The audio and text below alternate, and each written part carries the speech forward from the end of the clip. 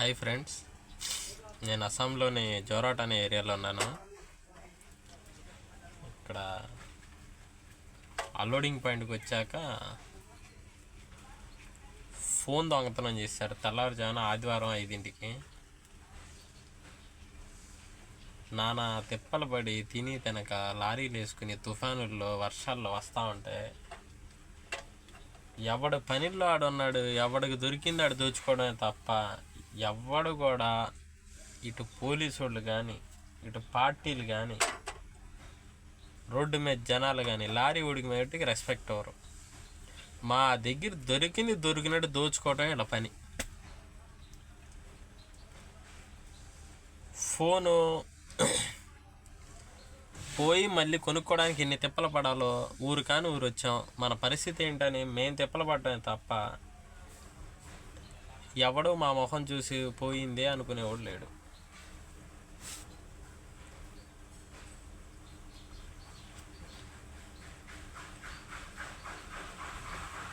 బళ్ళల్లో కూర్చుని ఫోన్ మాట్లాడుకుంటున్న ఫోన్ కూడా చేతిలో లాక్కెళ్ళిపోతారు. ఈ అస్సాంలో ఎవరు వచ్చినా ఫోన్లు జాగ్రత్తగా ఉంచుకోండి. జేబులో ఫోన్ పెట్టుకొని ఏదైనా కింద పడింది కదా అని ఒంగున్నా కానీ జేబుల్లో ఫోన్లు కూడా లాక్కెళ్ళిపోతారు. మీరు చెవి దగ్గర పెట్టుకుని మాట్లాడుకుంటున్నా, వీడియో కాల్లో మాట్లాడుకుంటున్నా, యూట్యూబ్లో ఏదైనా చూసుకుంటున్నా,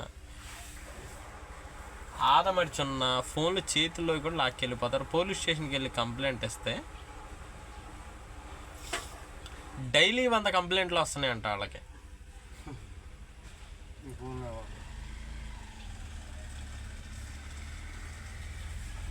ఆఖరికి ఇక్కడ మాకు సరుకు దింపుకోవడానికి ఉన్న పార్టీ దగ్గర కూడా బైక్ మీద వెళ్తా జేబులో పెట్టుకున్నాడంటే జేబులో ఫోన్ కూడా కొట్టేశారు. ఇక్కడ పరిస్థితి అది. చాలామంది డ్రైవర్ల ఫోన్లు పోయినాయి, దాంట్లో కూడా నేను ఒకడిని.